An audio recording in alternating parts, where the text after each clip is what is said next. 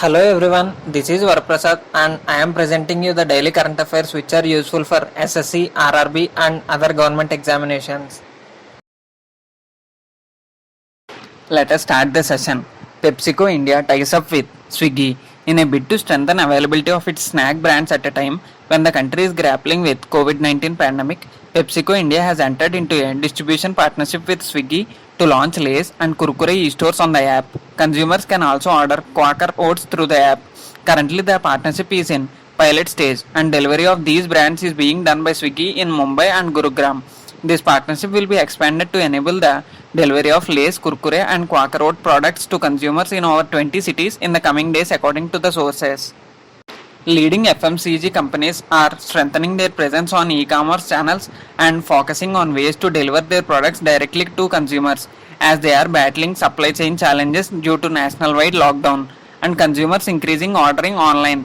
Players like Swiggy have recently entered the grocery and essential products space. Through such tie-ups, packaged food companies are hoping to leverage the food aggregators' hyper-local reach to ensure last-mile delivery of its snack brand to consumers during the lockdown. Atmanirbhar package.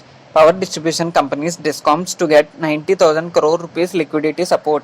Under the package, Power Finance Corporation and Rural Electrification Corporation will infuse liquidity in the DISCOMs to the extent of 90,000 crore rupees in two equal installments, an official statement said. According to the sector watchers, this package is laudable, but its finer counter like the rate of interest at which this liquidity support will offer will be the key to its success. The DISCOMs were undergoing severe stress due to non-payments by large commercial and industrial consumers. This was hampering them from paying dues to transmission and power generation companies for electricity supplies. The GENCOs were unable to pay the coal companies in light of severe liquidity crunch induced by COVID-19 lockdowns.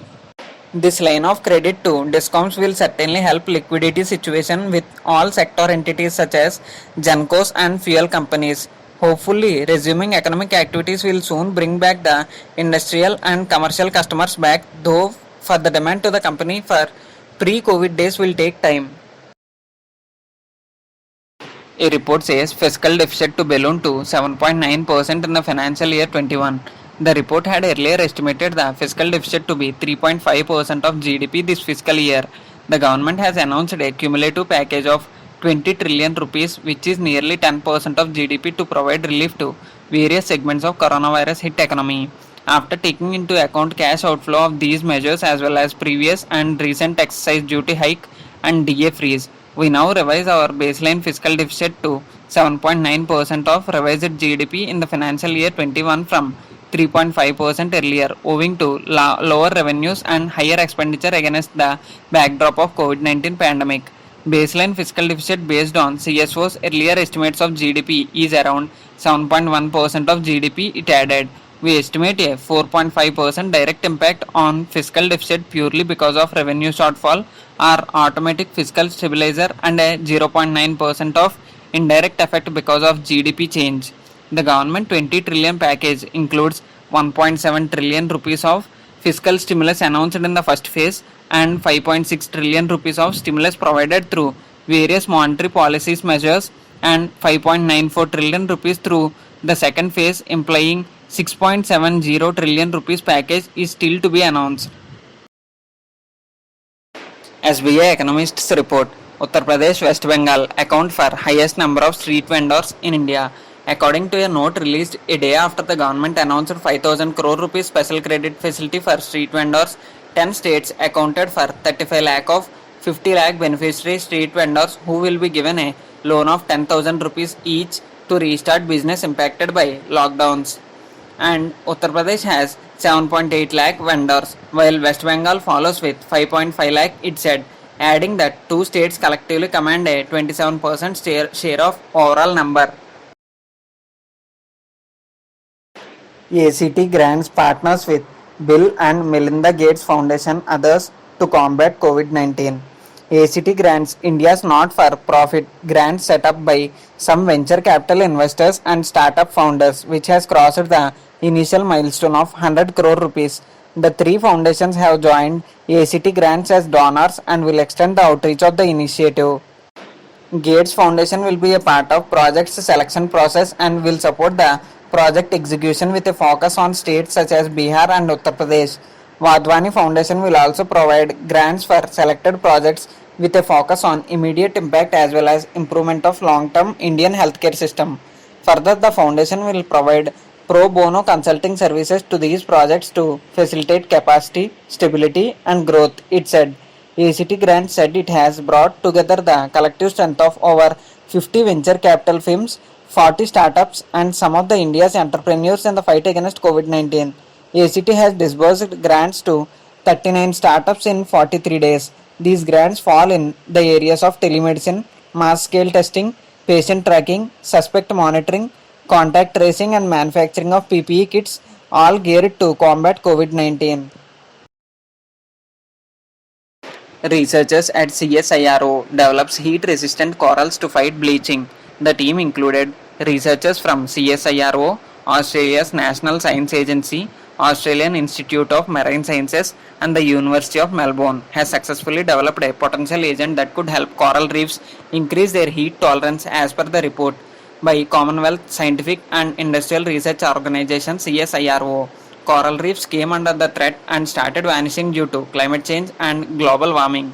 Climate change had reduced coral cover and surviving corals are under increasing pressure as water temperature rises and the frequency and severity of coral bleaching event increase. The research team made the microalgae heat resistant by isolating it and culturing using a technique called directed evolution in the specialist symbiont lab at Ames.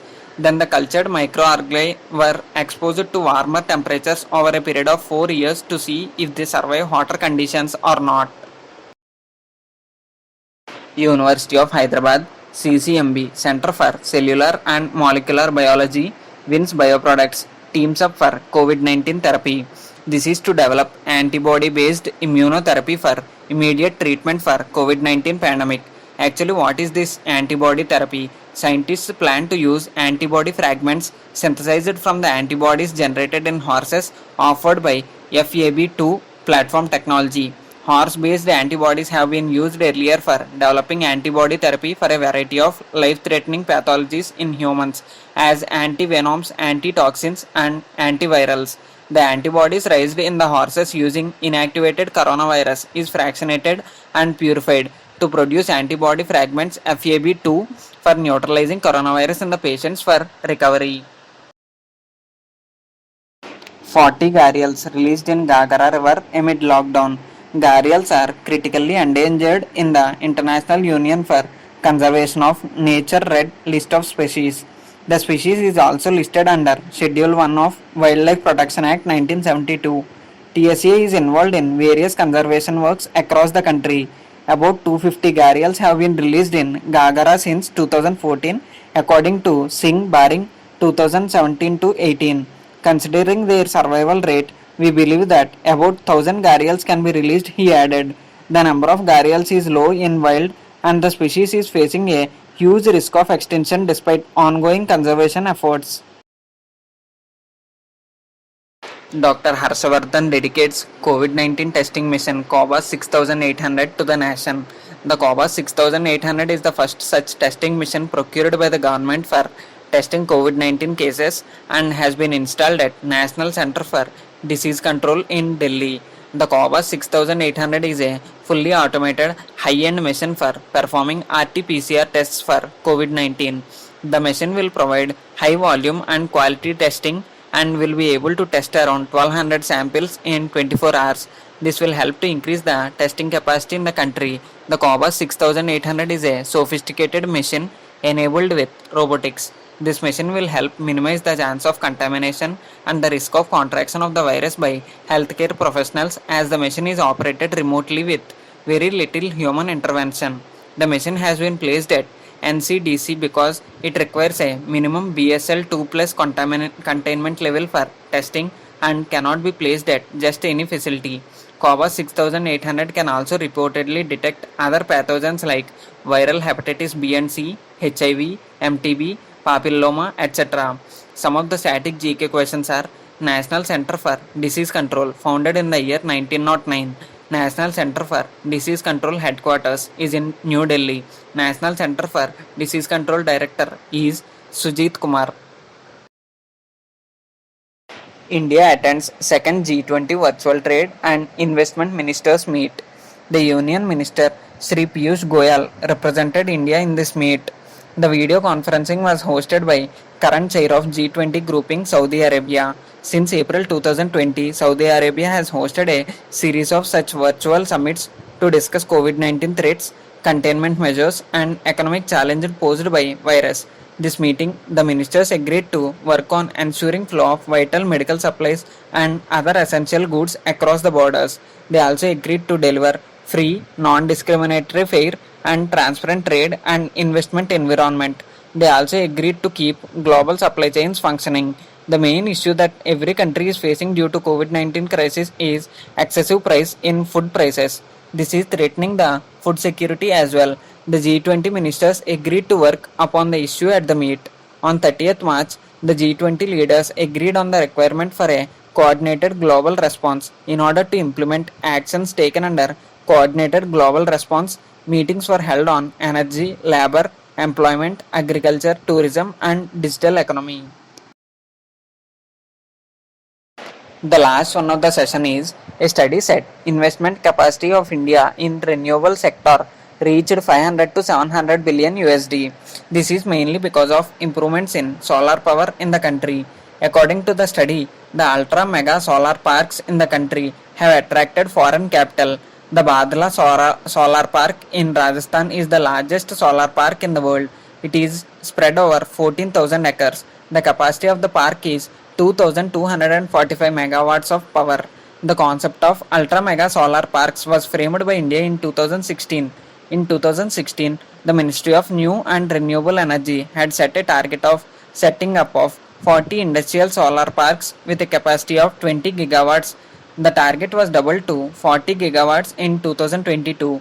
The concept of ultra mega solar parks involves local distribution companies and the state governments. This is mainly because large areas of land need to be acquired to set up a solar park, and since land is a state subject, state governments should certainly be involved. We are providing you the PDF of this entire session in the description box below. People who want to download the PDF can go to the description box and click on that link so that you can download the PDF. Thank you everyone. Please subscribe to our channel for more updates. Please give your valuable suggestions in the comment box.